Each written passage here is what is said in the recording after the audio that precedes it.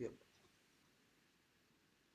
Assalamualaikum warahmatullahi wabarakatuh. Selamat malam. Kami dari kelompok 1 akan memaparkan hasil studi kami terkait aplikasi membran ultrafiltrasi. Dengan judul penghilangan nitrat dari air minum dengan ultrafiltrasi poliakrilonitril atau PAN, dibantu dengan surfaktan kationik sebagai bahan evaluasi faktor efektif menggunakan metode permukaan respon.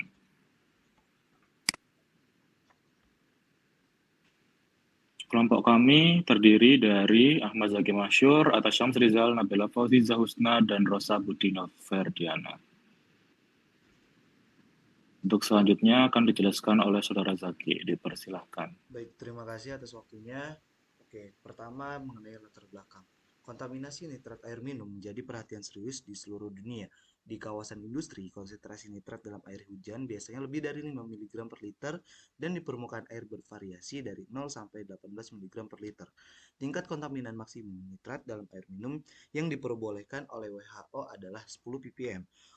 Untuk Uni Eropa sendiri telah menetapkan untuk tingkat kontaminan maksimum sebesar 50 ppm untuk nitrat dalam air minum, meskipun mereka merekomendasikan bahwa nitrat kurang dari 25 ppm. Selanjutnya, teknologi membran dapat digunakan secara efektif untuk memenuhi pedoman WHO untuk air minum. Selama 2 dekade terakhir, penerapan proses tekanan rendah seperti ultrafiltration dan microfiltration telah menarik banyak perhatian untuk memurnikan air minum. Metode konvensional pembuatan membran ini salah satunya adalah fase inversi, di mana membran dibuat dengan bahan yang berbeda. Selaput ini juga harus menggabungkan penolakan tinggi dan flux yang tinggi. Kemudian dalam kasus aplikasi filtrasi berair ini, kinerja yang baik dan stabilitas kimia dapat dicapai dengan membran yang berbasis hidrofilik poliakrilonitril atau bisa disebut dengan PAN. Untuk polimer PAN sendiri, hidrofilik ini digunakan dalam pengolahan air dengan berbagai cara, terutama untuk menyiapkan membran polimer. Dalam metode ini, hubungan yang telah ditentukan sebelumnya antara fungsi, tujuan, dan variabel bebas itu tidak diperlukan. Menetapkan persamaan polinomial order rendah untuk memperkirakan hubungan antara respon dan variabel bebas. Membran dapat didefinisikan sebagai material lapis tipis yang mampu memisahkan suatu material lain berdasarkan sifat fisika dan kimianya dengan bantuan gaya dorong melalui membran tersebut. Secara fisik, membran dapat berbentuk padat atau cair. Dalam proses pemisahan dengan membran, umpan dipisahkan menjadi aliran yang melewati membran, yaitu permit, dan sebagian kecil umpan yang tidak melewati membran, yang disebut dengan konsentrat. Proses pemisahan dan membran kemudian memungkinkan transfer selektif dan terkendali dari satu spesies pada satu fase ke fase lain yang dipisahkan melalui membran. Pemisahan menggunakan membran dapat dikategorikan banyak cara berdasarkan sifat, struktur, atau gaya dorongnya. Perbedaan tekanan hidrostatik digunakan dalam mikrofiltrasi dan nanofiltrasi, serta reverse osmosis dan juga pemisahan gas sebagai kekuatan pendorong untuk transportasi massa melalui membran ultrafiltrasi. Sebagai topik utama dalam makalah ini juga merupakan salah satu proses membran yang berdasarkan perbedaan tekanan sebagai gaya dorongnya. Ultrafiltrasi dapat didefinisikan sebagai teknik fraksinasi yang secara bersamaan dapat mengonsentrasikan makromolekul atau zat koloid dalam aliran proses. Ultrafiltrasi dapat dianggap sebagai metode untuk pemurnian, pemekatan, dan fraksinasi makromolekul atau suspens koloid halus secara bersamaan. Pada awalnya, pengaplikasian ultrafiltrasi ini sebagian besar diadopsi di bidang medis, yaitu pada proses dialisis ginjal. Namun saat ini ultrafiltrasi sudah dapat diterapkan dari berbagai bidang melalui industri makanan dan minuman hingga industri kimia. Untuk saat ini, teknologi ultrafiltrasi digunakan di seluruh dunia untuk mengolah berbagai sumber air. Membran membran ultrafiltrasi ini dibuat dari bahan organik polimer dan anorganik. Ada beberapa polimer dan bahan lain yang digunakan untuk pembuatan membran ultrafiltrasi. Namun untuk pemilihan polimer yang diberikan sebagai bahan membran didasarkan pada sifat yang sangat spesifik seperti berat molekul, fleksibilitas rantai, interaksi rantai, dan lain sebagainya. Kemudian untuk beberapa bahan tersebut diantaranya adalah polisulfan, polietersulfan, poliakrilonitril, selulosa, polietermida, dan lain sebagainya. Untuk bahan anorganik sendiri, uh, yang digunakan ialah seperti alumina dan juga zirkonia. Selanjutnya, Untuk struktur ultrafiltrasi bisa simetris atau asimetris. Nah, untuk ketebalan membran simetris sendiri itu berpori atau tak berpori berkisar antara 10 hingga 200 μm.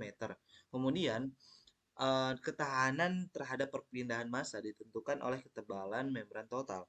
Penurunan ketebalan membran menghasilkan peningkatan laju permis. Nah, untuk membran ultrafiltrasi memiliki struktur asimetris yang terdiri dari top layer atau kulit yang sangat padat dengan ketebalan 0,1 hingga 0,5 μm yang didukung oleh sub lapisan yang berpori dengan ketebalan sekitar 50 hingga 150 μm. Membran ini menggabungkan selektivitas tinggi dengan tingkat permis yang tinggi dari membran yang sangat tipis. Untuk resistensi tersendiri terhadap massa terhadap transfer massa ditentukan sebagian besar atau seluruhnya oleh top layer yang sangat tipis. Baik, selanjutnya saya serahkan ke Atta.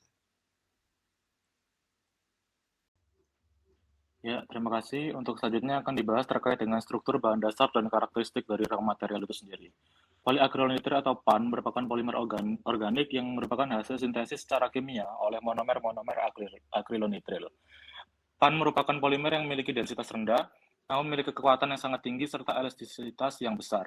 Karena sifat-sifat tersebut, PAN berpotensi dalam menghasilkan karbon fiber yang bermutu tinggi. PAN terdiri dari atas dua jenis, yaitu homopolimer dan copolimernya. PAN juga dikenal sebagai Creston 61 atau resin-resin semi-kristalin organik dengan rumus linear C3H3N sebanyak N kali. Next. Untuk sifat fisik dari PAN ini yaitu memiliki berat molekul sekitar 52 gram per mol, titik didih 85 derajat Celcius, titik lebur 317 derajat Celcius, densitas 1,184 gram per cm kubik, derajat polimerisasi sebesar 1000, dan larut dalam DMF, larut tiosianat, tetapi tidak larut dalam etanol, aseton, bensin, dan karbon tetrakloride. Kemudian memiliki sifat fisik yaitu memiliki kekuatan yang sangat tinggi serta elastisitas yang besar dan sangat tahan terhadap cahaya matahari meskipun termoplastik, ia tidak meleleh dalam kondisi normalnya. Next. Kemudian sifat kimia yang dimiliki oleh PAN yaitu umumnya memiliki ketahanan yang baik terhadap pelarut dan asam mineral, lemak-lemak, minyak-minyak, serta garam-garam mineralnya. Yang kemudian ada terdapat alkali lemah memiliki ketahanan yang cukup baik dibanding dengan alkali kuat, kemudian tahan terhadap alkali kuat terutama dalam keadaan yang panas akan merusak serat secara cepat. Dan yang terakhir memiliki sifat kimia yaitu relatif lebih mudah disabunkan dengan larutan alkali panas. Next. Kemudian akan membahas terkait dengan PVP atau polyvinyl pyrrolidone atau juga biasa disebut dengan polyvidon atau povidon. Adalah polimer yang larut dalam air yang terbuat dari monomer N-vinylpyrrolidone. PVP mengikat molekul polar dengan sangat baik karena polaritasnya yang tinggi. Hal ini menyebabkan penerapannya dalam pembuatan membran.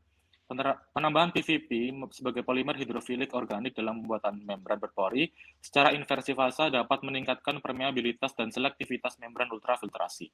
Selain itu, PVP dengan berat molekul tinggi juga berkontribusi pada peningkatan porositas membran. Untuk struktur PVP digambarkan oleh gambar di samping. Next. Kemudian akan membahas terkait dengan CPC dan HTAP. Surfaktan katonik yaitu surfaktan yang bagian alkilnya terikat pada suatu kation. Surfaktan memecah dalam media air dengan bagian kepala bertindak sebagai pembawa sifat aktif permukaan. Surfaktan kationik CPC atau cetylpyridium chloride dan hexadecyl trimethyl ammonium bromide atau HTAP dalam membran berguna untuk mengoptimalkan kinerja membran karena surfaktan dapat membentuk struktur misel.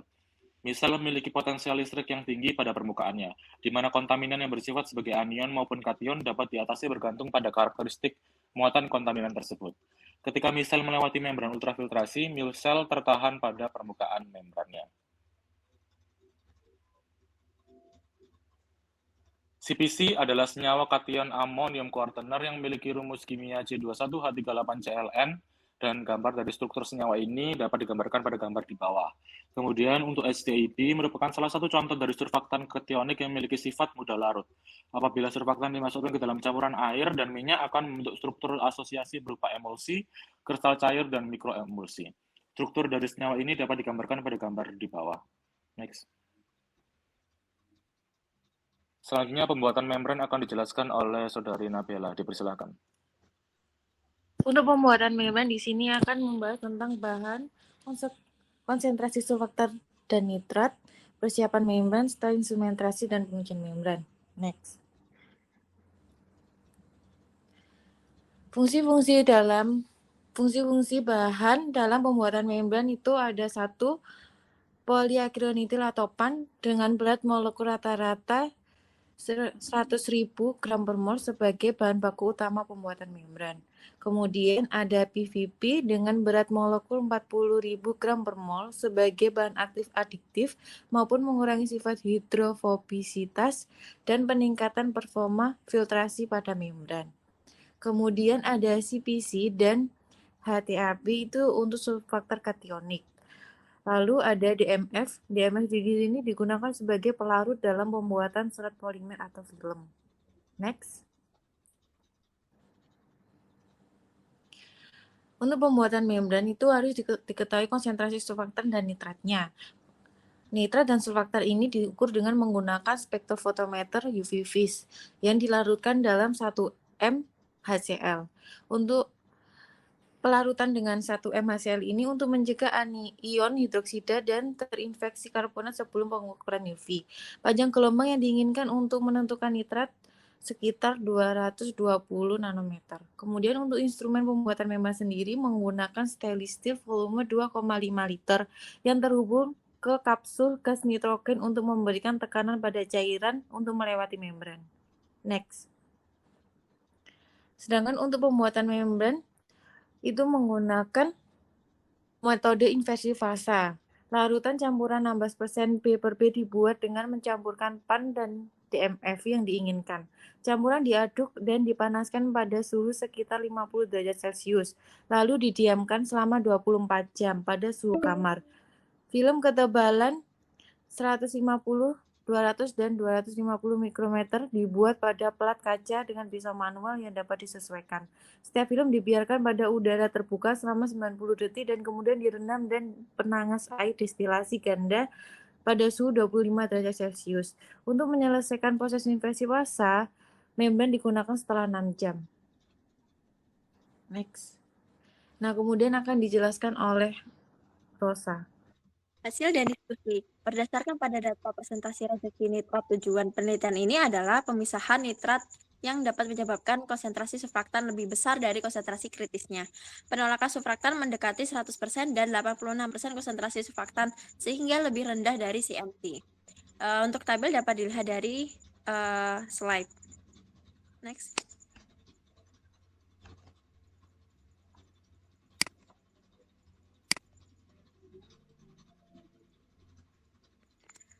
Kemudian efek timbal balik konsentrasi nitrat dan surfaktan pada penolakan nitrat. Pada gambar 1 dan 2 menunjukkan efek timbal balik konsentrasi nitrat dan surfaktan pada reaksi nitrat untuk kekebalan membran 160 mikrometer dan 60 menit.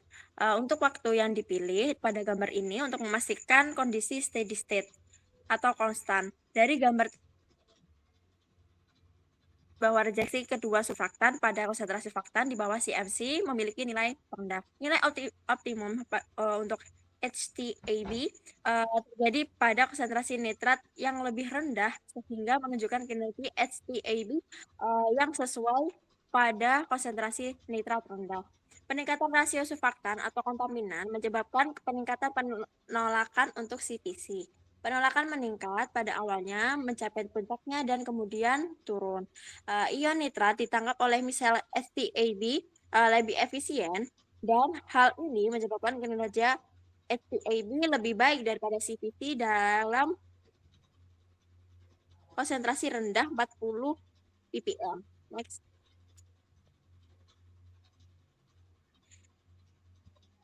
Selanjutnya, efek timbal balik ketebalan membran dan konsentrasi nitrat pada penolakan nitrat. Pada gambar 3 dan 4 memiliki adalah efek ketebalan membran dan penolakan konsentrasi nitrat.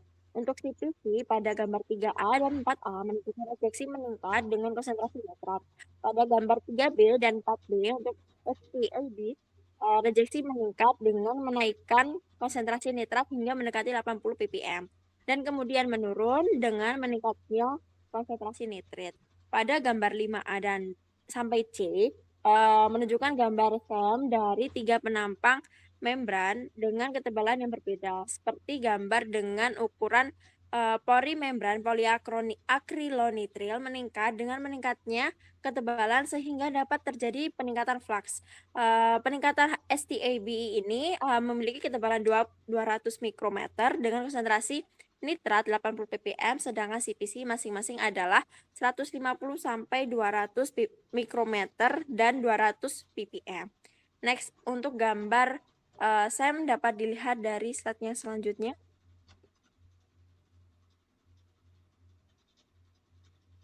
Pada gambar ini 5A, B, dan C merupakan gambar membran yang dengan perbedaan ketebalan, namun komposisi pembuatan membran yang sama.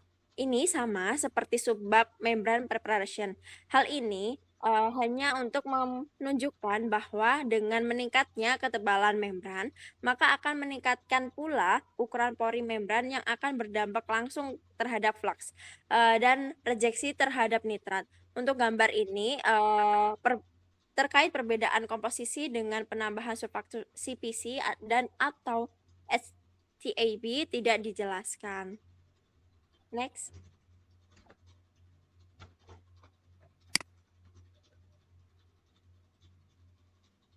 Kemudian efek timbal balik ketebalan membran dan konsentrasi nitrat pada penolakan nitrat. Pada gambar 6 dan 7 menunjukkan pengaruh ketebalan membran dan konsentrasi surfaktan pada rejeksi nitrat. Berdasarkan gambar tersebut, menghasilkan ukuran pori-pori membran melebar sehingga ketebalan meningkat. Saat ketebalan meningkat dan flux juga meningkat, oleh karena itu, membran dengan ketebalan yang lebih rendah menolak ion nitrat dan surfaktan dengan lebih efektif. Next. Pada gambar pada gambar 6 dan 7 memberikan gambaran terkait pengaruh ketebalan dan konsentrasi surfaktan terhadap rejeksi nitratnya. Seperti yang telah dijelaskan sebelumnya, telah disiapkan membran dengan ketebalan berbeda, yaitu 150, 200, dan 250 mikrometer. Untuk meneliti lebih lanjut terkait pengaruh dari ketebalan membran, kemudian diketahui juga bahwa pori membran akan membesar ketika ketebalan dari membran tersebut meningkat. Hal tersebut juga bisa menjadikan kesimpulan bahwa flux yang didapatkan akan lebih besar ketika pori-pori dari membran tersebut meningkat, sehingga membran dengan ketebalan yang kecil atau tipis akan memberikan rejeksi terhadap nitrat dan surfaktan lebih efisien. Hasilnya, dapat dinyatakan bahwa rejeksi terhadap nitrat meningkat seiring dengan penambahan konsentrasi surfaktannya dan akan mencapai maksimumnya. Kemudian akan menurun secara perlahan. Secara umum, rejeksi nitrat lebih baik ketika menggunakan surfaktan CPC daripada STAB pada setiap ketebalan membran. Next.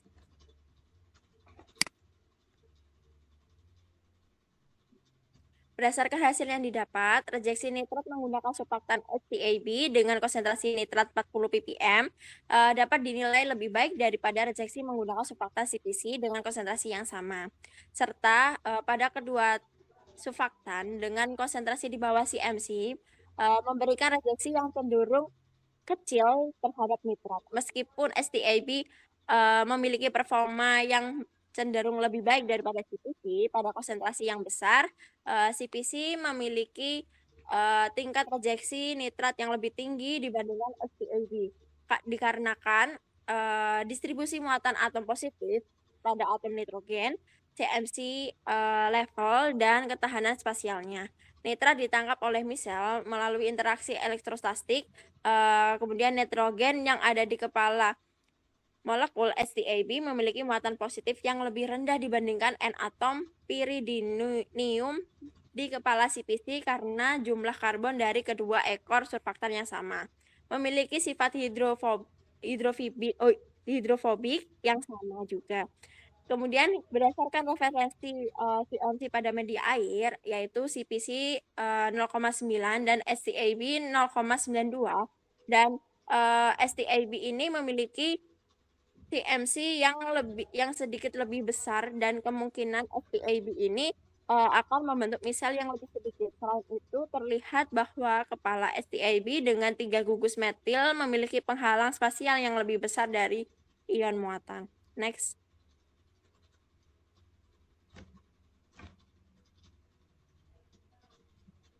Kemudian pengaruh sifat surfaktan pada penolakan nitrat. Dalam konsentrasi yang lebih tinggi, CTC memiliki penolakan yang lebih tinggi daripada HCAB, terutama karena distribusi muatan positif pada atom nitrogen, kemudian tingkat CMC dan hambatan spasial. Nitrat ditangkap oleh bisa melalui interaksi elektrostatik. Next. Kemudian efek tekanan pada penolakan nitrat dan flux dalam kondisi optimal. Pada gambar 8 ini menunjukkan pengaruh tekanan pada flux air murni, flux larutan, dan rejeksi nitrat. Hal ini menyebabkan flux dari larutan dan air murni meningkat dengan meningkatnya tekanan transmembran. Flux air murni ini meningkat lebih banyak dibandingkan dengan flux larutan. Dapat dilihat dari gambar 8 ini.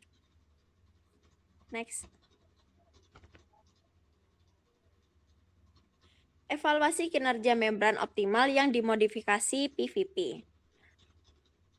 Peningkatan PVP dalam larutan polimer menghasilkan peningkatan flux dan penurunan penolakan dengan peningkatan tekanan. PVP ini sebagai polimer hidrofilik dapat meningkatnya hidrofilisitas total membran. Penambahan PVP pada larutan polimer secara umum memiliki efek positif pada flux dan efek negatif pada penolakan.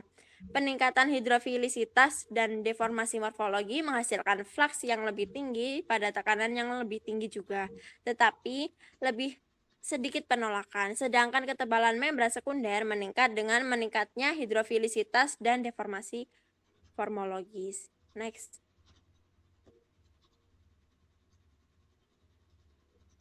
Kesimpulan dari jurnal yang kami bahas ini dapat disimpulkan yang pertama adalah membran ultrafiltrasi PAN dibantu dengan surkationik dapat menjadi alternatif yang lebih terjangkau untuk menghilangkan nitrat. Struktur surfaktan ini dan entisitasnya berpengaruh kuat terhadap penolakan. Yang kedua, rejeksi nitrat ditingkatkan dengan meningkatnya konsentrasi nitrat di atas 40 ppm karena adanya peningkatan driving force. Yang ketiga, tekanan berpengaruh positif terhadap UF di separasi nitrat. Yang keempat, pemilihan bahan membran dan jenis surfaktan secara bijaksana merupakan langkah kunci keberhasilan dalam proses pemisahan ini. Yang kelima adalah PVP aditif polimer hidrofilik dapat meningkatkan flux dalam proses ultrafiltrasi. Baik, dari kelompok kami akan dikembalikan kepada moderator. Baik, terima kasih banyak. Mungkin dicukupkan dari kelompok 1. Atas perhatiannya kami ucapkan terima kasih. Selamat malam. Wassalamualaikum warahmatullahi wabarakatuh. Waalaikumsalam.